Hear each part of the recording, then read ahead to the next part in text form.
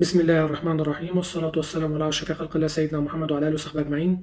تحياتي لكل جمهور العظيم في كل مكان. في البداية مش هننسى يا إخواننا في فلسطين، ربنا يا رب يرحم أمواتهم ونحتسبهم من الله من الشهداء. ربنا يا رب يشفي مصابيهم ويردهم أرضهم عن قريب يا رب العالمين. يا رب تحفظ بلدنا من كل شر وترد كيد كل من يكيد إلى بلدنا إلى النحر يا رب العالمين.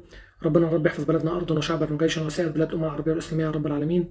ربنا يا رب يرحم نعم الفاروق ويغفر له ويعفو عنه ويسكنه فسيح جناته وجوار النبي عليه الصلاة والسلام. الحمد لله بالأمس كان يوم أهلاوي جميل، الحمد لله يا رب. ابتدى بداية بنات الذهب، بنات الطائرة، وفوزهم في افتتاح بطولة أفريقيا لكرة الطائرة في ملعبنا، وفوزهم على الفريق الجزائري بثلاث أشواط نظيفة. أداء على أفضل ما يكون، رغم أن طبعا فرق المستوى كان واضح ما بين الفرقتين، لكن بداية بمنتهى الجدية، بمنتهى الإصرار على المكسب وحسم الأمور من البداية.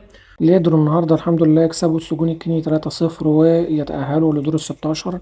بعدها الحمد لله فريق الباسكت بيعيد الأمور إلى نصابها بعد الإخفاق اللي حصل من يومين، في آخر دقائق مباراته مع بانجي في بطولة البال، بعد ما كان متقدم ب10 نقاط يحصل دروب كده ويتغلب في آخر المباراة فرق نقطة للأسف الشديد. لكن الحمد لله تدارك الأمور في مباراة الأمس وقدر يحسم الفوز على أهلي بنغازي الليبي بأداء قوي ومميز من أغلب اللاعبين. الحمد لله النهارده بيتأهلوا في صدارة المجموعة عن جدارة واستحقاق بسكور قوي جدا على بانجي 94-71، عشان يكون رد قوي جدا على المباراة اللي أنا قلت حصل فيها إخفاق في آخر دقيقة في المباراة كده. لكن الحمد لله لاعبتنا قدروا عن جدارة واستحقاق يأدوا بشكل قوي جدا ويتأهلوا في صدارة المجموعة لنهائيات البال. يمكن المحترفين في أول ماتشين كانوا ظاهرين بشكل قوي جدا، بعد كده يمكن حصل دروب شوية لإيسا لايونز وجاردنر، وكان برنس علي وميتشل هما المتألقين. بعد كده ميتشل متألق مع برنس علي مع عيسى، وبعد كده جاردنر رجع تاني، فتحس فيه شوية تذبذب في المستوى شوية، مش الأربعة مستمرين بنفس الأداء، لكن على الأقل بيبقى متواجد على الأقل 2 من الأربعة بشكل قوي في توب سكورر في الفريق. طبعا مع إيهاب أمين اللي فارق بشكل كبير جدا، وعمر طارق اللي بيتألق، وعمرو الجندي رغم إن هو ما كانش في أفضل حالاته في الماتشين اللي فاتوا، مع طبعا أبو نصر وكيجو ومهيب وكريم حاتم طبعا ما نقدرش ننساه، لعيب مميز جدا، لعيب شاب مميز جدا.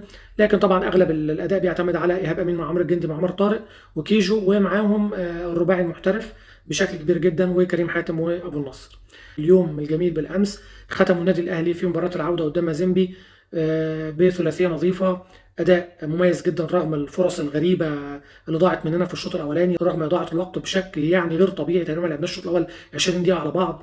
امور كتير حصلت في المباراه، لتضييع الوقت، والحكم بيتفرج للاسف الشديد، رغم ان كان ناس بتتكلم عن نزاهه الحكم وان الحكم مميز والكلام ده كله، بس يا جماعه فين تعامله مع اضاعه الوقت بالشكل ده؟ لدرجه ان هو ما اداش انذار غير بعد الشوط الثاني، ما بدا بنفس الريتم بتاع الشوط الاولاني، والحارس وقع وضيع وقت كالعاده، وقام هيستأنف اللعب قام وقع تاني، فراح ساعتها اداله انذار. الامور كان الحارس بيقول للحكم اديني انذار بقى، لا ده انا بص في منتهى البجاحه في تضييع الوقت. امور كانت سلبيه غريبه جدا، لكن الحمد لله الاهلي قدر يتعامل بشكل جيد جدا. جول اللي اتلغى كان عامل حاسم ومهم جدا، لانه كان طبعا هيأزم الامور، حتى لو كان ان شاء الله ربنا كتب لنا الرجوع، لكن لا قدر الله كانت حسب كان هيأزم الامور بقى، واضاعه الوقت هتزيد، هتشوف بقى اللعيبه بتاعت مازيمبي بتتساقط كاوراق الشجر. لكن فرق معانا الجون الاولاني اللي جبناه بعد ما الجون بتاعهم اتلغى بدقائق، بعدها ب 10 دقائق الجون الثاني الحمد لله يا رب، عشان نختم في اخر المباراه بجول لاكرم توفيق. جول مميز جدا من محمد منعم، ماركه مسجله في قبل النهائي باسيست من علي معلول، ضربه ركنيه يخطف على القريبه ويحطها في الجول. جول مميز جدا جدا من وسام ابو علي، رد فعل مهاجم قناص على افضل طراز. ان العرضيه دي بتاعت معلول دي عرضيه صحيح متقنه وجميله جدا، لكن ما ينفعش انها يتم التعامل معاها غير كده، بالحركه الاكروباتيه اللي حصلت دي من وسام ابو علي. اي محاوله انك تستلم الكوره تحاول تلعبها براسك، تحاول تلعبها باي شكل تاني، هتعلى منك، هيحصل فيها مشكله. تعامل وسام ابو علي ادى لعرضيه معلول المميزه جدا الشكل الرائع اللي انتهت بيه، طبعا مع البري اسيست بتاع امام عاشور اللي خدع الجميع وعمل كوره مميزه جدا ضرب بيها كل خطوط مازيمبي وفتح لعلي معلول سكه لوحده، وطبعا مع تحرك عبد القادر في القلب سحب معاه المدافع، فضل علي معلول للسكه تماما، وعلي معلول عملها متقنه بشكل كبير جدا. عشان كده بقول لكم علي معلول لا غنى عنه في النادي الاهلي بسبب كده. علي معلول في قمه مستواه، هو افضل باك شمال في افريقيا بلا منازع. علي معلول ب 50% من فنياته ومجهوده البدني والكلام ده كله بيتحط في اول خمسه على مستوى افريقيا كلها. عشان كده بقول لكم ب 50% امبارح علي معلول عامل اسيستين وصانع كره للسوليه في الشوط الاولاني ما تضيعش، لكن للاسف السوليه ضيعها. وحطها في وسط الجول وجون تصدى لها. لكن علي معلول يعني عنده افضل من كده كمان بكتير، فتخيلوا يا جماعه لاعب زي ده ازاي ممكن نتخيل ان هو يخرج من النادي الاهلي، مع احترامي لاي قرار يتاخد، لكن ما يبقاش عندك كنز بقى اكتر من 5 سنين بيأدي معاك بنفس الاداء الثابت المنضبط الملتزم الفني على اعلى مستوى، واصل 82 اسيست في تاريخ النادي الاهلي، فاضل له 4 اسيست ويبقى وصل لكابتن مصطفى عبده، رقم تاريخي، هو الاعلى اسيست في افريقيا يعني يا جماعه. وده مدافع، مش هنقول كمان ان هو بقى صانع لعب ولا لاعب وسط ولا الكلام ده كله ولا جناح، يا جماعه ده باك شمال. فما ينفعش لاعب زي ده نفقده لاي سبب من الاسباب دي، وجهه نظري. زي ما قلت التعامل الرائع من وسام ابو علي اللي ما كانش ظاهر في الشوط الاولاني هو والسوليه بالاخص بالشكل اللي احنا منتظرينه منهم، لكن عمل فينش على اعلى مستوى، يمكن ده اداله اريحيه. بعد كده بدا الاداء يتحسن بشكل كبير جدا، صنع كره لعبد القادر كان فيها فاول واضح جدا، لكن الحكم للاسف ادى تحت فرصه بشكل غريب جدا وما رجعش للفاول بعد ما عبد القادر قام وحاول يلعب على الكوره. عمل شغل كويس جدا وسام ابو علي بعد الجول بالاخص، ظهر باريحيه وبتعامل بشكل مميز وهدد مرمى مازيمبي بشكل اخطر. عبد القادر كان عامل ماتش كويس جدا، اكرم توفيق وكوكا كانوا عاملين مباراه مميزه جدا في وسط الملعب، خاصه اكرم توفيق اللي بعتبره احد نجوم المباراه بالجول اللي انقذه من على خط المرمى، بالاداء اللي عامله طوال المباراه الدفاعي وقطع الكرات والالتحامات والكلام ده كله بشكل مميز جدا، مع الجول كمان اللي ختم بيه وتوج بيه مجهوده طوال المباراه. واحد من رجال المباراه ان لم يكن هو الرجل الاول ليها علي معلول، عبد القادر، محمد عبد المنعم اللي جايب جول مميز جدا وعامل الادوار الدفاعيه على اعلى مستوى مع رامي ربيعه، مع محمد هاني اللي عامل دور دفاعي قوي جدا، شوبير بيدي طمانينه رغم ان هو ما اختبرش بالشكل الكبير في المباراه، لكن مش زي مباراه الذهاب يعني، لكن ادى المباراه على افضل ما يكون. بيرسي برضه الشوط الثاني ظهر بشكل افضل من الشوط الاولاني، التبديلات اضافت محمود متولي لما دخل ولعب كوكا باك شمال مكان علي معلول اللي طلع، ادى ادوار في وسط الملعب بشكل مميز جدا. كهربا لما نزل عمل مجهود واشتغل رغم ان هو نزل دقائق بسيطه. فاغلب لعيبه الاهلي بصراحه عملوا مباراه كبيره جدا يستحقوا عليها الفوز والتاهل بثلاثيه نظيفه على حساب مازيمبي. الحمد لله لعيبه رجاله اتلت، لعبت بمنتهى الرجوله بمنتهى الروح العاليه بمنتهى الانضباط التكتيكي، يمكن تقريبا ما فيش كوره او حاجه او يعني كورتين بالكتير جدا هدت مرمى النادي الاهلي طوال المباراه، ويمكن اغلبها كرات ثابته برضه هي الميزه اللي عند مازيمبي وتعتبر المشكله شويه اللي عندنا، لكن تلافيناها بشكل كبير جدا الحمد لله. وضيعنا اكتر من فرصه كنا نقدر نخلص الماتش من الشوط الاول، لكن طبعا مع اضاعه الوقت والكلام ده كله حصل توتر شويه من اللعيبه كمان مع النرفزه ان الحكم سايب الامور بشكل كبير جدا، لكن الاهم في النهايه حصل تاهلت للنهائي الخامس على التوالي، رقم قياسي يمكن اتعمل في اوروبا من ريال مدريد ده كمان في بدايه دوري ابطال اوروبا. يمكن في 12 مباراه انت دخل مرماك جول واحد، عندك 11 كلين شيت، 7 كلين شيت منهم لشوبير، ما شاء الله عليه بسم الله ما شاء الله حاجه تفرح يعني. عندك 20 مباراه الكولر حطم بيها الرقم القياسي لمستر مانويل جوزيه، 20 مباراه دي يعني بلا هزيمه من الموسم اللي فات من ساعه مباراه سان داونز، حاجه تحسب لمارسيل كولر والفريق كامل والجهاز الفني بالكامل واللاعبين والاداره، شغل قوي جدا طوال البطوله. 12 مباراه الموسم ده بلا هزيمه، الحمد لله يا رب العالمين، يا رب نوصل ان شاء الله ل 14 بلا هزيمه ونحقق باذن الله اللقب ال 12 في تاريخنا باذن الله على حساب الترجي في النهائي اللي اقصى سان داونز. ويعني نقطه كده في سريعا كده، سان داونز يا جماعه ما بقاش بيلعب الظهر عادي، لعب مع الترجي بالليل عادي جدا، وما بقاش فيه بقى لا رعاه ولا بيتكلموا ولا بيتدخلوا اصل الظروف اللي كانت بتتقال احيانا عشان ماتش سان داونز يتلعب مع الاهلي بالنهار، لا عادي لعبوا بالليل وتضارب الماتشات عادي مع ماتش الاهلي حصل، ولا رعاه بقى ولا قلق، والماتش وقف وكملوه، والترجي قدر يخرج بالمباراه بالفوز طبعا في تالق كبير جدا لحارسهم مميش، ده عمل مباراه في الذهاب وفي العوده، شفت الملخصات يعني تصدى لاكتر من كره في منتهى الخطوره في الذهاب وفي العوده، احد الاسباب المهمه جدا تفوق الترجي كمان مع الانضباط الدفاعي بتاعهم والمرتدات اللي بيعملوها بشكل مميز جدا، الكرات الثابته ان شاء الله نقدر باذن الله نتعامل في النهائي مع الترجي بشكل قوي جدا ان شاء الله، ويا رب نحسم التاهل كمان من رادس باذن الله في تونس. تحيه كبيره جدا لجمهور النادي الاهلي العظيم اللي طوال المباراه امبارح تشجيع يعني ما بيسكتش طوال المباراه من قبل المباراه كمان، تشجيع لكل اللاعبين لدرجه ان الجول لما جه فينا قبل ما يتم الغائه الجمهور انتفض بشكل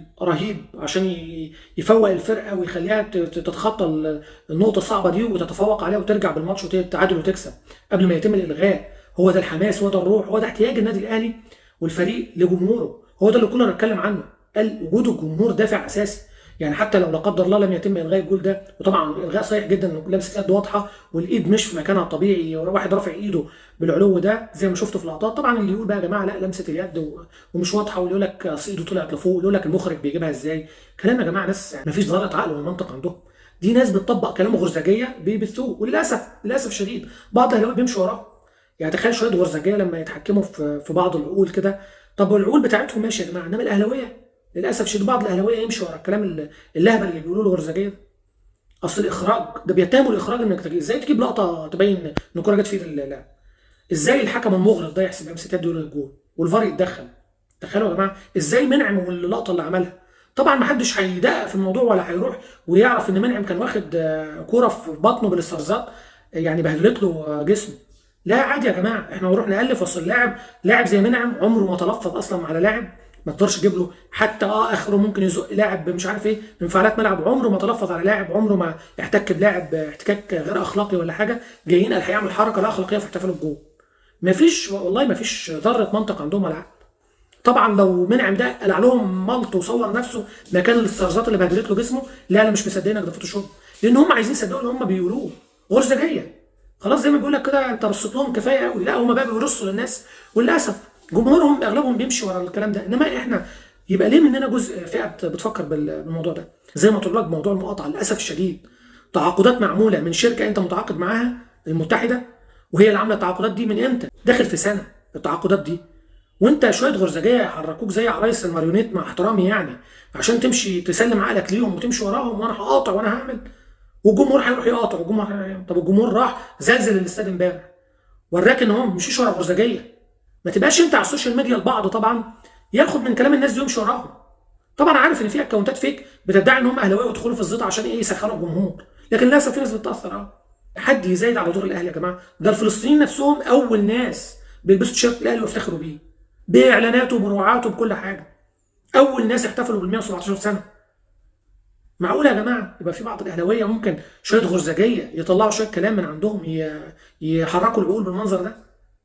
للاسف الشديد لو مشيتوا شويه الكلام اللي بيتقال من الغرزجيه ده على عقلكم شويه، لا تصدقوا منعم انه يتصرف تصرف زي ده، لان مفيش حد يجرؤ يتصرف تصرف زي ده والاهلي ما يتدخلش والاهلي ما يعاقبوش. حتى ما بقناش عندنا استعداد ان احنا نروح للحقيقه، ندور على الحقيقه قبل ما نتهم لاعب عندنا ولا نتهم حاجه ولا.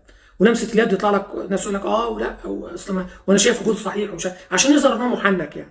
انا اهلاوي بس محنك، يعني ان انا ايه، زي انت عارف انت اللي بيطلع يقول لك انا اهلاوي بس على مسافه واحده من كل البدنجان، وتقول لك انا اكتر واحد ساعدت الزمالك. هو نفس النوعيه دول للاسف في منهم من الجمهور برضه لازم يظهر وسط قدام الزملكاويه ان هو بص انا اهو انا بعترف. هو بتعترف بايه؟ طب ما تعترف بحاجه حق. لما يبقى حتى المحللين التحكيميين ما فيش حد يختلف فيهم، انما ما يقدروش يختلفوا. ده حتى ايد اللاعب مش في وضع طبيعي عشان نقول استفاد ولا ما استفادش، لا ده اصلا ايده غير في وضع غير طبيعي، فالموضوع منتهي. امتى الكلام ده كنت ممكن تقول لو ايده في وضع طبيعي وربيعه بيحطها يقول لك بقى المسافه قريبه واللاعب ايده جنبه فارتدت لزميله فجابها جون، تدخل بقى في تقدير الحكم ساعتها هل اللاعب متعمد ولا لا، وتدخل بقى في النوايا والكلام ده كله. انما لاعب فارق ايده فوق راسه وراس ربيعه، فلما تاخد الكوره في ايده تقول لا اصله في فصل وتقعد تبررها وعايز تعمل محنك، يعني للاسف الشديد. فالحمد لله الرد جه على الكل، يعني يكفي ان هم كتبوا بوستات كلهم لفوها كده وحطوها في جيبهم تاني بعد جمعه زنبي على طول وخلاص، والاهلي خرج والاهلي عمل ان هم كان نفسهم الاكلان اللي عندهم في راسهم ده يهدى على ايد مازيمبي، لكن الاهلي لبس مازيمبي الثلاثيه وخرجوا من البطوله عشان يفضلوا كعادتهم. اقصى املهم رغم ان عندهم ماتشات في الكونفدراليه، اقصى املهم هو تشجيع الاهلي وان هم يتمنوا خروجه من البطوله اللي هو بيلعب فيها بس، لانهم عارفين مهما كسبوا من بطولات فرحتها مش زي فرحه يعني هزيمه الاهلي في اي مباراه ولا في اي بطوله. للاسف الشديد هو خلاص وصلوا للمرحله دي وتقبلوها ماشيين بيها، فخلاص ما نحاسبش الناس على عقولها بقى، كل واحد وعقله اللي يصدروا له. انما احنا اهم حاجه ان احنا نفضل على قلب رجل واحد، ندافع عن لعيبتنا كويس جدا قصاد الحملات اللي بتعمل عليهم الغرزجيه وشويه المحنكين اللي بيمشوا على الغرزجيه. لازم احنا جمهور اهلي زي اللي حصل امبارح كده، الاستاد متقفل فوق 70,000 بيشجعوا النادي الاهلي، واقفين في دار النادي الاهلي بيهتفوا للعيبه لاعب يحفزوا الاهلي، يجي في جون في الاهلي بينتفضوا عشان يفوقوا الاهلي حتى قبل ما يتلغي لغايه ما يوصل الاهلي يجيب جون واثنين وثلاثه. هو ده يا جماعه، هو ده جمهور الاهلي العظيم، هو ده اللي الجمهور لازم يتحيا دايما. فتحيه لجمهور الاهلي اللي حضر امبارح، الجمهور العظيم اللي بيمثلنا كلنا، هو ده الجمهور اللي يستحق ان هو يمثل جمهور الاهلي العريض اللي بالملايين. يا رب ان شاء الله الاهلي يكون بطل دوري ابطال افريقيا ال 12 باذن الله على حساب الترجي، وان شاء الله يعني نركز بقى في ماتشات الدوري ونرجع بعد كده ان شاء الله في شهر 5 نشوف النهائي، ويا رب فتيات الذهب يحققوا بطوله افريقيا كده زي الماسترز اللي عملوها باذن الله. نتخطى النهارده بتروجيت بثلاث اشواط مقابل لا شيء في قبل نهائي كاس مصر، وبكره باذن الله هيلعب النهائي قدام الزمالك. ربنا يوفقهم يا رب عشان يكسبوا كاس مصر بكره باذن الله، ويحققوا الرباعيه بعد ما كسبوا السوبر والدوري وافريقيا باذن الله يا رب. بكره يكونوا ابطال الكاس على حساب الزمالك يا رب العالمين. وان شاء الله يا رب يعني فريق اليد البنات بقى نشوف ان هم يحاولوا البطوله بدل ما يحاولوا البرونزيه، وتاني مره يحاولوا البرونزيه السنه دي برضو في كاس الكؤوس. نتمنى ان هم ان شاء الله نشوفهم في النهائي او يكسبوا البطوله باذن الله. لكن كالعاده النهائي ما بين فرقتين من انجولا، البنات بيبقوا متفوقين بتوع انجولا بقى لهم فتره. نتمنى ان شاء الله بنات اليد يعني كمان المحترفات يفرقوا معانا بشكل اقوى من كده. اللي يعني زعل الواحد هو فريق اليد رجال اللي كانوا مكسبين السوبر وتاهلوا لكاس العالم للانديه، لكن في كاس الكؤوس في قبل النهائي قدام الترجي ما عجبنيش الاداء تمام في الشوط الثاني بالاخص. ما بتستغلش الدقايق اللي فيها ايقاف لفريق الترجي، على العكس هما بيستغلوا الدقايق اللي انت عندك ايقافات فيها. حميد ما كانش فيه يعني افضل مستوياته، ورغم كده لعب اغلب الماتش ما اعرفش ليه. واللعيبه ادوا يعني فرصه لحارس الترجي ان هو يتالق بشكل يعني هم السبب فيه بصراحه، لان الانهاء بتاعهم وحش جدا لدرجه ان احنا ضيعنا انفرادات قدامه اكتر من انفراد بشكل غريب جدا وغير مفهوم بالنسبه لي في المباراه. خلينا اللاعب عمال يترقص ويتعمل، وان شاء الله نرد عليه رد قوي جدا يستاهله بعد كده. لكن انا سأني ان احنا اللي ادينا الفرصه بالمنظر ده بصراحه. لكن قدر الله ما شاء فعل، واتمنى نستفيد من النقطه دي ان شاء الله الفتره الجايه. نقطتين اخيرتين هختم بيهم. الاعلام اللي تعامل مع مباراه الذهاب ما بين الاهلي ومازيمبي بشكل ان في خطر كبير جدا على الاهلي في العوده، ويعني النتيجه رغم ان هي سلبيه بس نتيجه فخ ومش عارف ايه. وعلى العكس تماما الزمالك اللي اتعادل على ملعبه مع فريق دريمز الغاني اللي هو فريق يعني تعبان جدا جدا جدا، ويعني ملوش يعني اي تاريخ. طلعوا لك ان لقوا فرصه الزمالك في العوده في هناك في غانا جيده وعادي وهيروح يكسب. يا جماعه مش منطق، يا جماعه يا جماعه مش منطق اللي انتوا بتعملوه ده. الموضوع بقى فيه بجاح حتى في اعلاميين كبار، مع احترامي بقى لاي حد بيكتب، هي اراء وكل حاجه، بس انت شايف نتيجه الاهلي بره ملعبه 0-0 قدام مازيمبي، في ملعبه اللي كسب بيراميدز 3 وكسب صن داونز وكسب الزمالك 3 قبل كده وبيكسب اي فرقه هناك.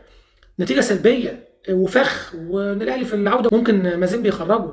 لكن شايف ان الزمالك اللي اتعادل على ارض وسط جمهوره 0-0 ان نتيجته بره اقرب للتاهل. مش منطق يا جماعه. كفايه محاباه بقى بصراحه، بقى الموضوع سخيف والله. بقى حتى الاعلاميين الكبار اللي الواحد بينتظر منهم كلمه حق وكلمه عدل بقوا بيتاثروا بكلام السوشيال ميديا.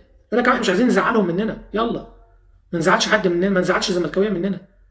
حاجه صعبه جدا بصراحه. لكن الحمد لله الاهلي كالعاده رد القوي في ارض الملعب. النقطه الثانيه لجنه الانحياز التابعه لاتحاد الكوسه، من الاخر اللي بيحصل في قضيه الشحات والشيبي ده مهزله. ما تقوليش بقى اصل دول مستشارين، اصل دول طيارين رواد فضاء، انا ما يهمنيش مين اللي موجودين في اللجنه. اللي بيحصل ده استهانه باي لجان قضائيه.